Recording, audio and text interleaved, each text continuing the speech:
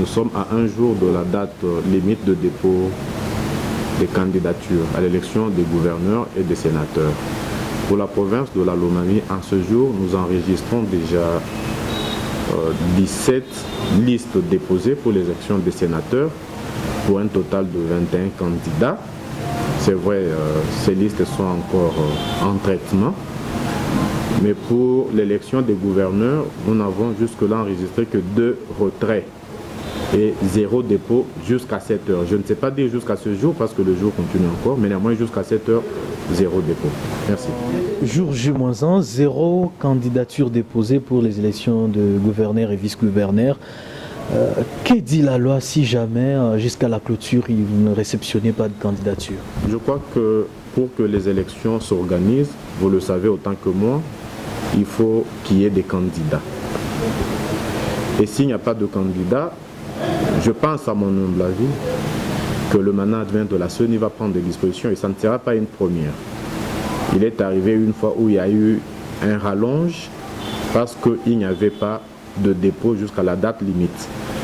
Mais je pense que je ne suis pas mieux placé pour répondre à cette question.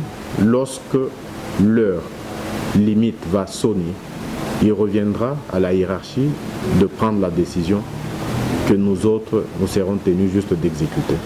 Est-ce que l'essai va s'appliquer aussi pour les élections des sénateurs?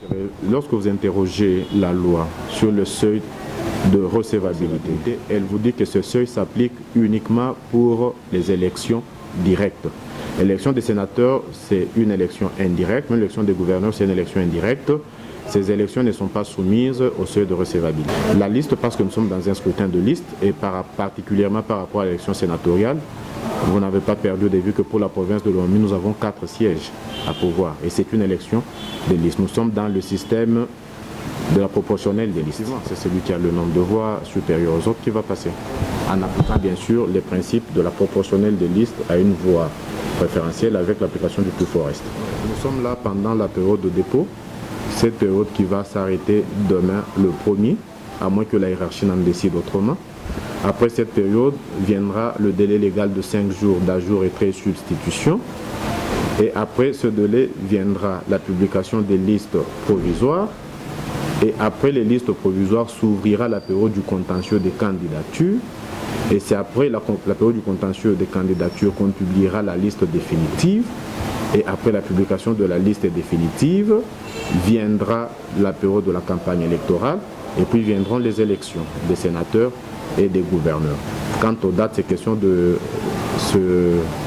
se référer au chronogramme qui a été publié par la CENI. Le seul message que nous pouvons lancer par rapport aux candidats, il y a déjà une première prolongation. N'attendons pas toujours les derniers jours, parce que généralement, quand on vient les derniers jours, malheureusement, tout le monde arrive et tout le monde veut être servi. Alors que le nombre de ceux qui les reçoivent, c'est un nombre bien connu. Au finish, on prête des intentions aux gens. Ils ne m'ont pas reçu, moi, ils n'ont reçu que tel. Au finish, on veut que les dossiers soient traités dans la précipitation, ce qui n'est pas une bonne chose. Lorsqu'on vous donne un temps, mettez à profit ce temps, chers candidats, pour bien faire les choses dans le temps. Je pense qu'aujourd'hui, personne ne deviendra candidat seulement parce qu'il s'est levé aujourd'hui. Je pense à mon humble avis qu'on ne s'improvise pas candidat sénateur, candidat gouverneur, ça se prépare. Tous ces gens étaient déjà préparés, seulement nous regrettons que jusqu'à ce jour, personne ne se soit prononcé. Par rapport aux électeurs, déjà, il y a le communiqué que Madame le rapporteur a signé.